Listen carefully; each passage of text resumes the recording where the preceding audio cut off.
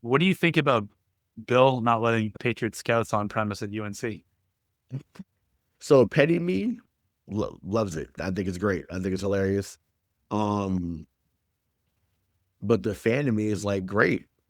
You just I mean, I know they won the other night, but I'm like, I got smacked in week one, which is probably gonna happen more likely than not this year, right? You see what I did there, right? Um, he's no longer a good coach. He's not. He's not. No, he's lost his fucking fastball, and he's just an old, Yeah. bitter little bitch who's upset that he got fired. And he said, and his words were, "Well, they've made it pretty clear that I'm not welcome in their facility, so they're not welcome in ours." Okay, couple things. Didn't the Patriots keep uh his kid employed with Mayo last season? Wasn't he the defensive coordinator? Number one. Number Mhm. two, dude, you're the head football coach of a college program. It's not about you, asshole. It's about the kids. Yeah, right. So you're like you're that petty that you're not going to write any names under the position charts or the depth charts for any scouts that come into the game, or you're not going to let your former team that let you do whatever the hell you wanted to and anointed you the greatest coach of all time because you're the greatest quarterback of all time Mhm. scout any of your players. You're a fucking moron. And you know what? I hope that 25-year-old takes you for everything you're worth. I mean, listen, her plans are already in full force. It's working. Whatever she's looking to do is working. um, I mean, So stupid. very right. I do admire the pettiness, though. I do. Oh no, I know, no, sure, and that's what's funny to me. I mean, the only part I'm enjoying is that he's a lot more candid about what he thinks now. Um, so that part I love because we've been waiting on that. Like he was the Undertaker of the NFL. He kept kayfabe, like he kept kayfabe alive. So the fact that he's now going on this world tour essentially and just saying whatever he thinks and feels. And I also think he's at that age too, right? When you're in his 70s, it's just like, yo, like I don't care anymore. Like that, like well, we see it with Denzel Washington. He's going off on everybody. Everybody's trash now. Like he's going off. I just think they need to get to a certain age where it's like, all right, I'm gonna say what Yeah, but it's just it's listen, there's a big part of me, believe it or not, that does not want to see this man be embarrassed. Like I don't want that because I do think, I do. You know, despite my rant, I do think he's the greatest head coach of all time.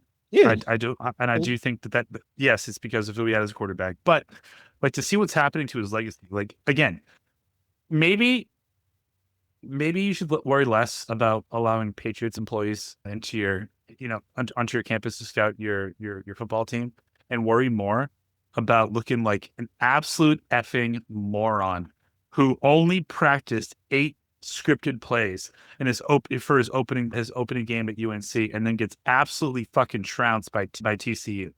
Again, you look like you were a competent coach for 8 plays. That's it. And yeah, you're gonna beat up on some small little high school team that comes in and plays you. Great. And you get to the press conference and you snort all that.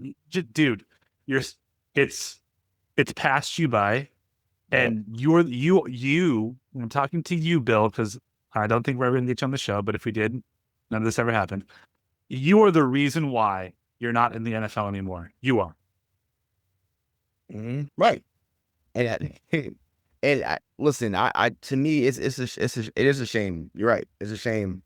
But like I say, the reason why I don't care as much, I want him gone in 2020 I because know. I viewed him as like the reason. I'm like, you're the reason that Brady's gone. So now I'm pissed. Okay, and I'm like, I've always felt that way. I don't care what comes out. I don't care if they talk about a book 30 years later. You drove Brady out the building, and you The didn't. art of winning.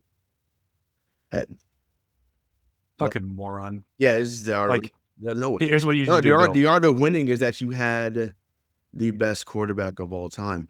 And which leads me to, AKA Mr. Apology, because he apologized for something every week. I love the pivot because the pivot is a really great But you shot. have but you have to apologize now in today's climate, or else you're gonna get canceled. That's not my angle with that. I think it's stupid. It's the fact that he keeps putting himself in position to do it. It's ridiculous. It ain't about not getting canceled or whatever. The pivot has a big fan base, so Fred Taylor, Shannon Crowd, like that's a great show. They'll be okay.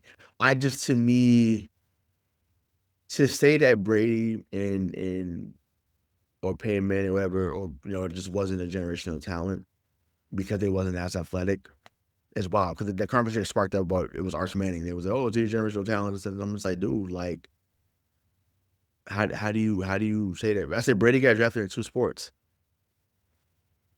Okay, sure, but if you put Michael Vick next to Tom Brady, I would say Michael Vick is a generational talent. Tom Brady is not. Tom Brady is a generational winner. He beat you with his head. And yes, he had arm skill for sure. It's not diminishing it, but I would say, like, just athleticism wise, he's not generational. That's fair to say. I'm like, but that's not how he didn't put it to the athleticism. It was just, I forget how we worded it, but it was just like, yeah, duh. He wasn't, you're not accusing Brady of being, Vic or no guys like, people thought JaMarcus Russell was generational. And look what happened when he got, you know what I'm saying? Because you could sit on one knee and flick it 80 yards. Come on. I just, to me, it's negligent if you to be on that level and that platform and to say that a guy like Brady or Manning, whoever, is not generational. Well, I think that's wild. The Manning thing is wild to me because, I mean, arm talent wise, yeah, I think he was more about, like, listen, it's so stupid that these debates are forced to happen on daily talk shows. It's like, it's very simple. Hard work beats talent when talent doesn't work hard enough. And that's what Tom Brady was. And in Michael Vick's case, hard work also beats talent when talent decides to run a dogfighting ring. Like, that's just what happens. But Ryan had the best run in his career. Because when he was at Philly, and if he was that guy his whole career, we're looking at him differently. Period. Yeah. Like, he figured it out when he got to Philly, and it was just like, like, he became a quarterback. He was just a player when he got to Atlanta. He became a quarterback in Philadelphia, and he was an athlete when he got to Atlanta, and he was a quarterback when he was in Philly. Right.